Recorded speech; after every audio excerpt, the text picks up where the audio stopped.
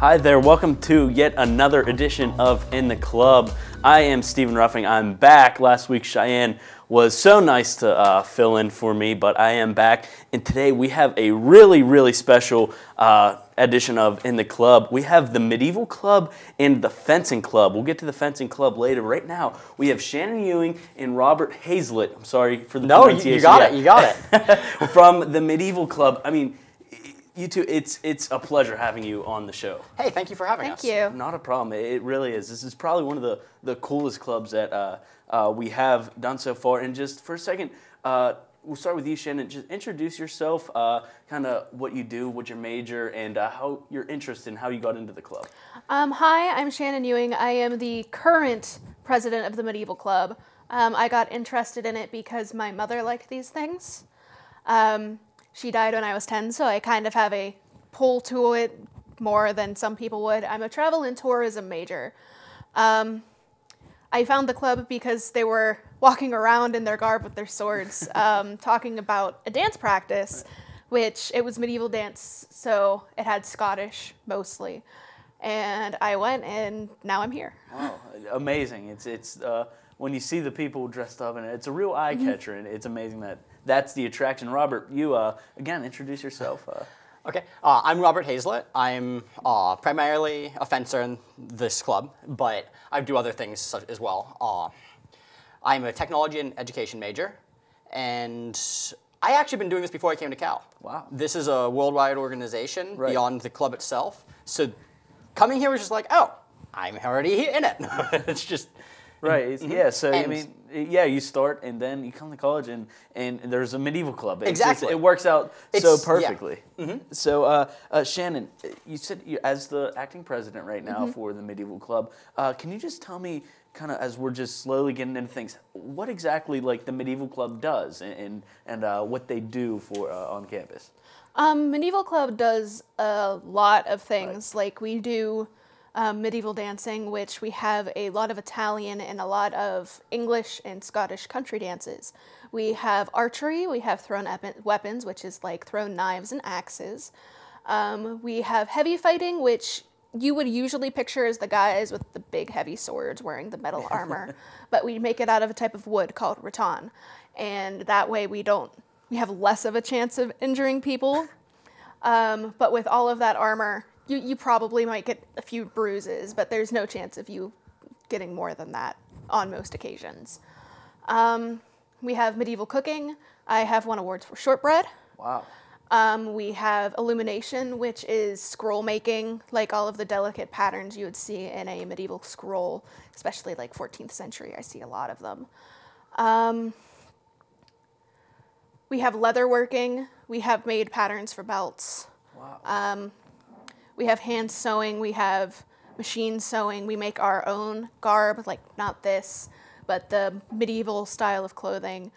We have a loom right here, which you can make a snood, which is, you tend to think of it like Queen Victoria, that thing she wore on the back of her hair occasionally with the pearls, that is a snood. And with the thing near it as well, there is court weaving, which is this, which you go around and you can make a cord.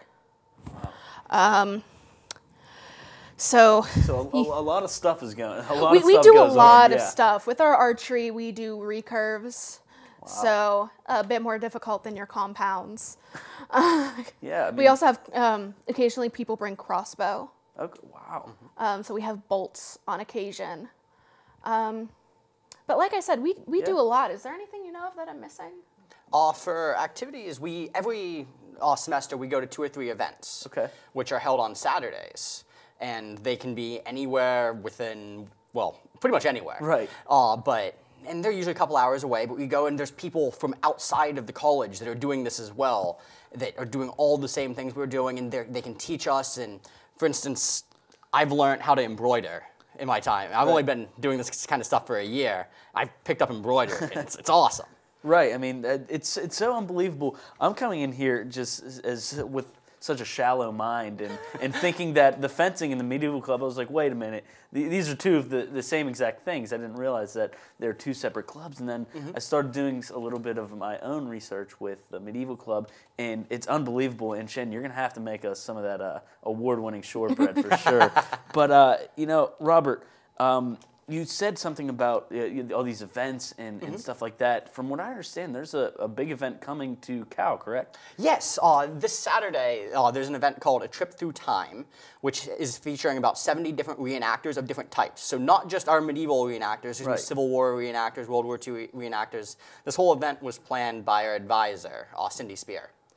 And it's trying to get into learning through experience, because you can pick up all these little things in the classroom, but the experience actually bonds this information to you, and it's a really cool event that she's all putting on. Yeah, and that's unbelievable. And just talking to you guys, it seems like you guys have such a passion for this, and it's unbelievable. I mean, Shen, how has your experience been through? I'm sorry, what year were you?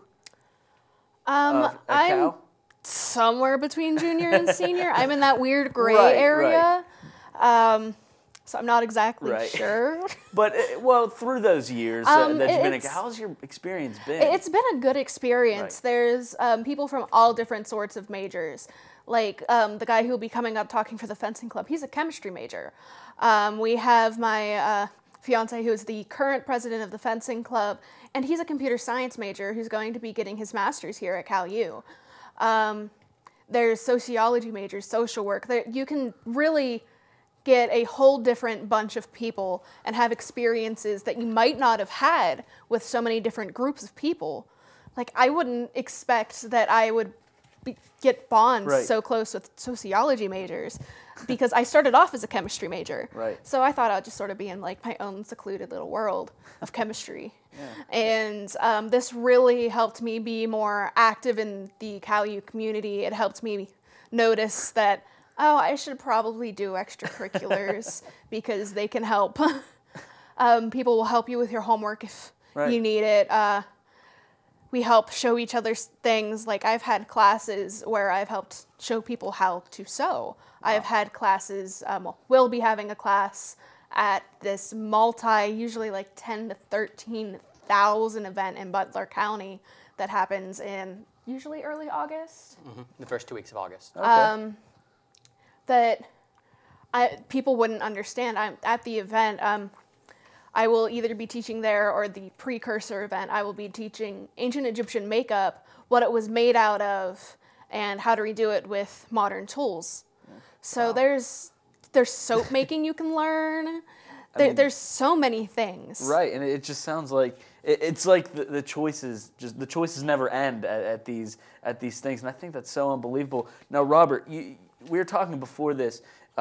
Before college, before coming to Cal, you had a little bit of an interest in, and I don't know about a little bit, I mean, with the fencing, correct? And the fighting. Now, coming to Cal, did you ever think that you'd be getting into embroidering, learning how to sew, all of these things? Actually, the Medieval Club is part of a larger organization. It's called the Society for Creative Anachronism. And I was part of the Society for Creative Anachronism before I came to Cal. And while I've primarily focused on the fencing side of things, I have always had the interest in the other things as well. I joined the Society for Creative Anachronism last May.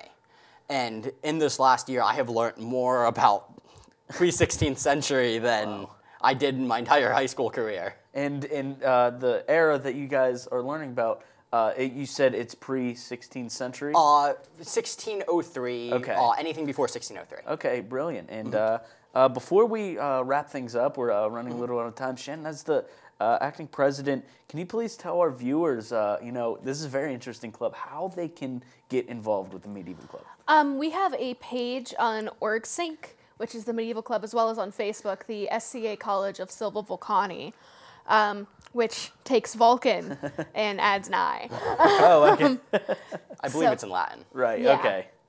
So you can go through there. We also, on Thursdays, have fencing, which most of our club members are both fencing and medieval.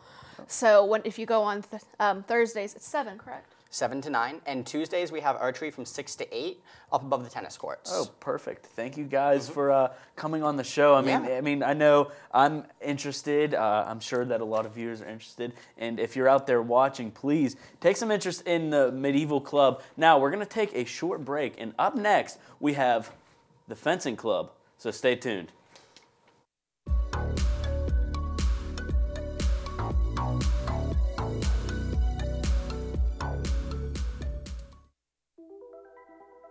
Todd's a great guy. I mean, look at him. What a sweetheart. Attaboy. Wait, Todd, what are you doing? How totally selfish and un-Todd-like of you. Come on, Todd. Come on, man.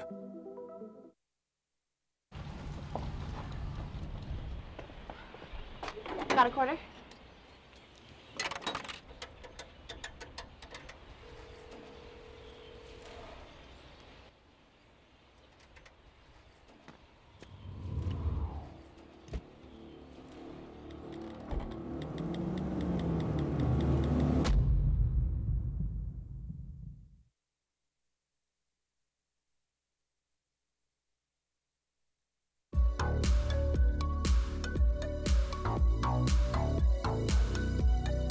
And welcome back to In the Club. I'm Stephen Ruffing, your host. Last you saw was the Medieval Club, and now we have the Fencing Club. With me is Tony Sarver and Sheila Lemachane.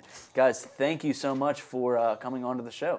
Thanks for having us. Of course, yeah, of course. And before we get started, before we really get into all the stuff that's going on the show right now, let's just quickly, Tony, first, can you introduce yourself and just kind of explain how you got involved with the club?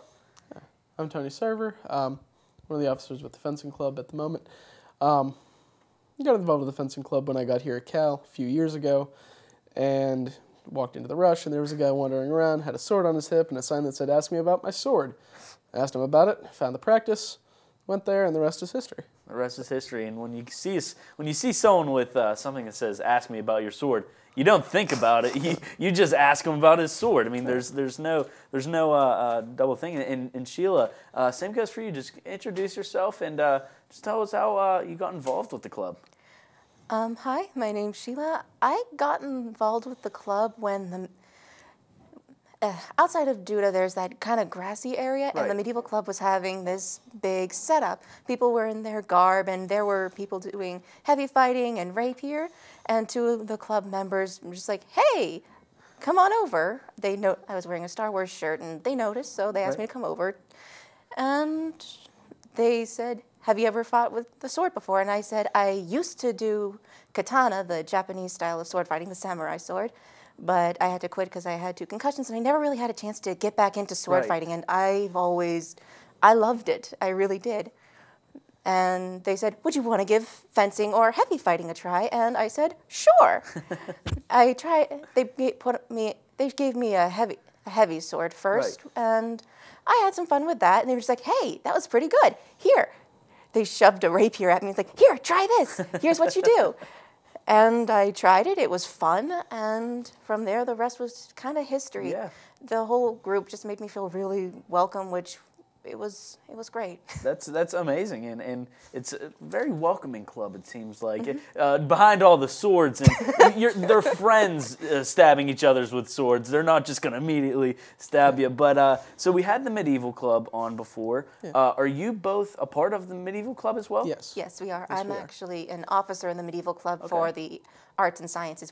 I'm in charge of scheduling classes for kind of the crafty stuff, as well as some lectures, and I'm going to be picking up with some of that stuff in the fall. Amazing, and Tony. I'm treasurer for both of the clubs. Oh, perfect. So So you deal with all the money, the shillings. Do you guys use shillings? No. you could say I'm the Count de Money. It goes to his head. Right. No, it doesn't.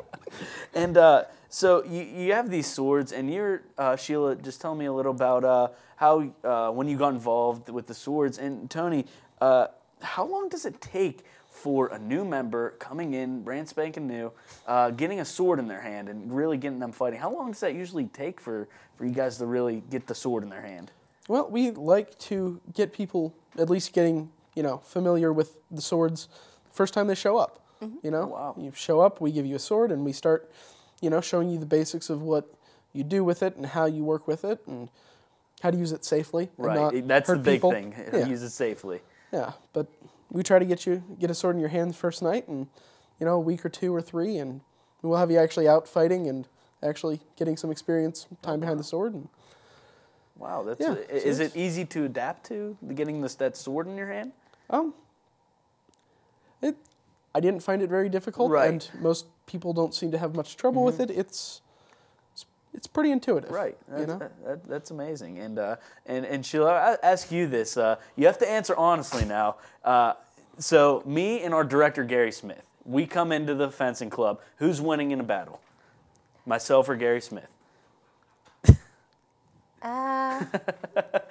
We can save that one for later. No, that was just a fun question. Sorry. Now we're gonna go into what we have here, and Tony. So you're holding a sword here. Just kind of what kind of sword is this? Right. So what I got here is a rapier. This is, probably 14th, 15th century. Okay. 15th, 16th kind of style. You got the clamshell guard, which tends to protect your hand quite a good bit. Right. You've got the cross guard here, and it's a diamond cross-section blade. It's very sturdy. It's not liable to break.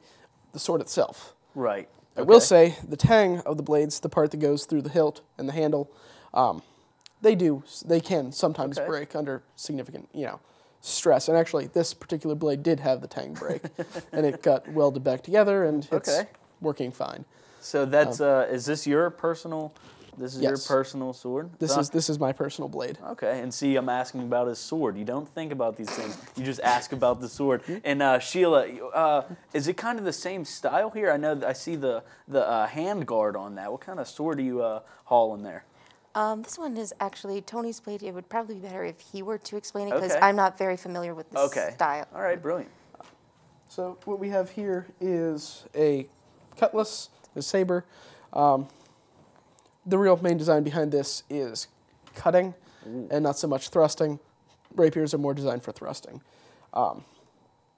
The idea behind this is just a lot of, wild cutting and whatnot with it. And this handguard is designed to just basically protect the hand from, basic percussive shots. Okay. So if you've got a blade coming in, the handguard tends to do a good bit for it. And this is actually made for a left-handed person. Okay. Yeah. I mean, yeah. amazing. And we're talking about these like new people getting into the club. And Sheila, this was the sword you said you started out with, correct? I started out with that sword. Same style, Yes, right? same. What was it called? Rapier. Rapier. Okay. And so when someone joins the club, what usually kind of swords do they start out with? Is it always this one?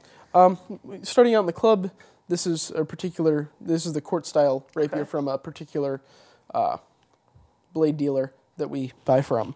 This is what you will start out with, because quite frankly, they're a decent blade and they're fairly cheap comparatively. Okay. So we have a lot of them, and this is what we mainly use.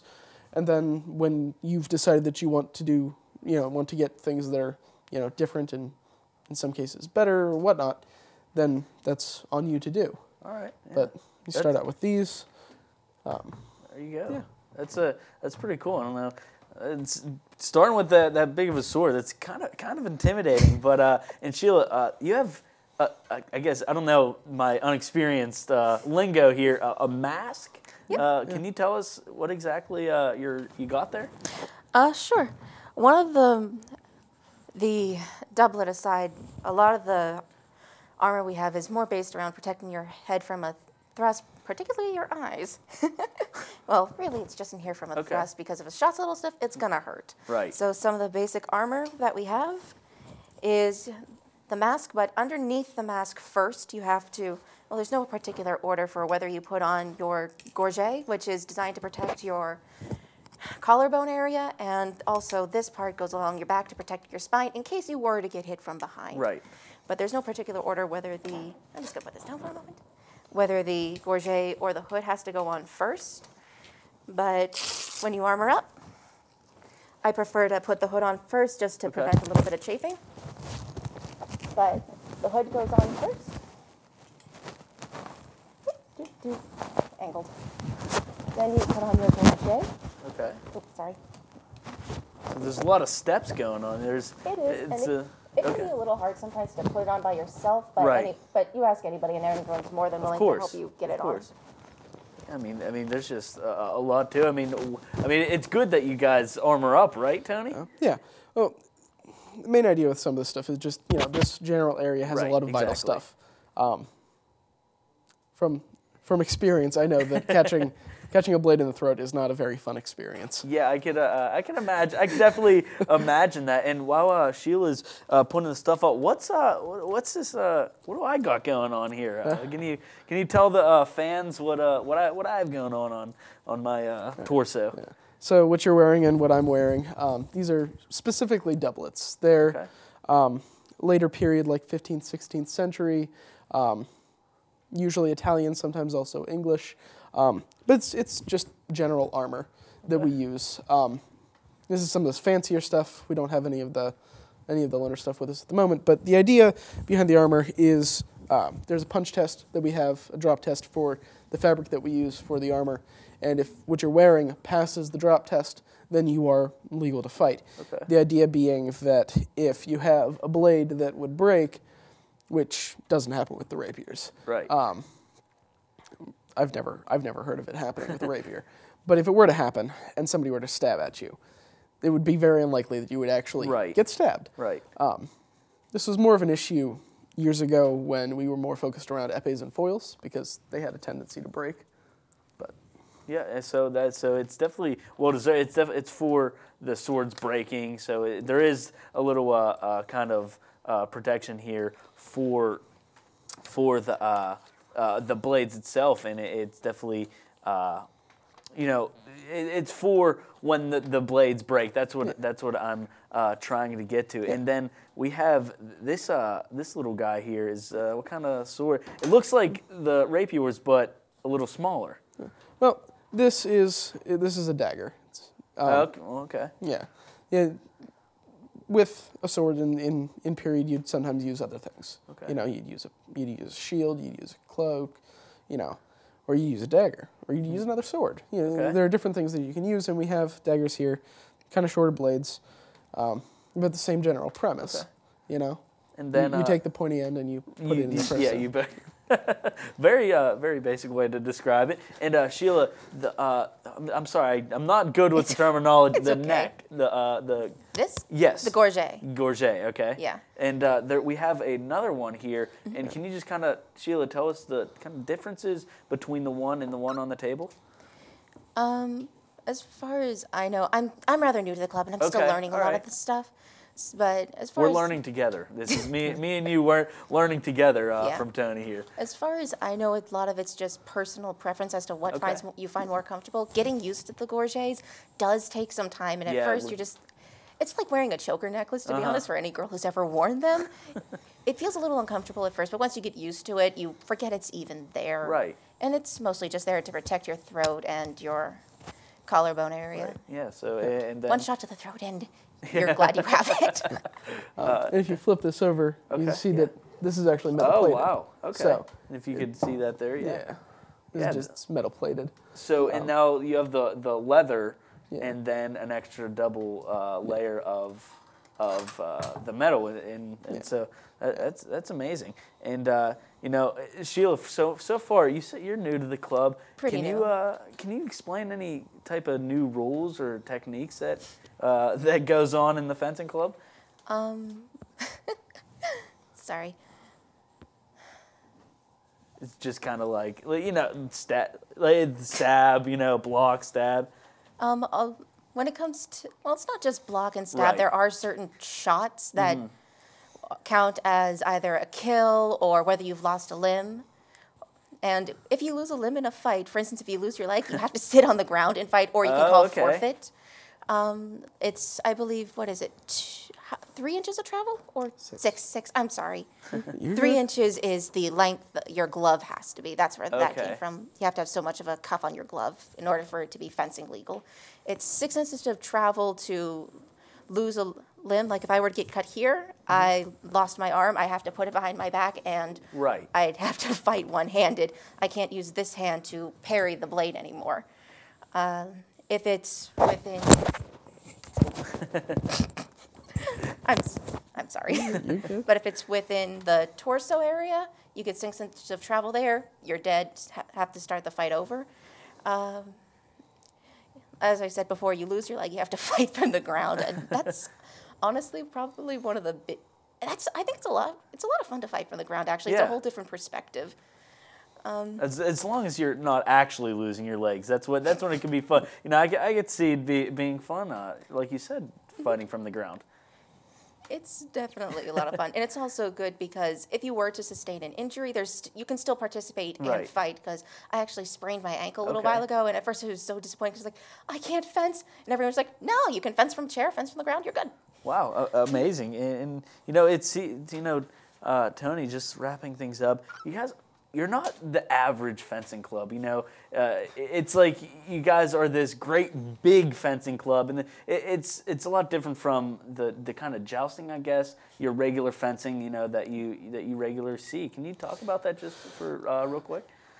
So the main difference between what we do and your typical sport fencing, Olympic fencing kind of stuff, what we do is more historically minded and Okay. aim to be more historically accurate, which is why we really don't use foils or epes anymore. Right.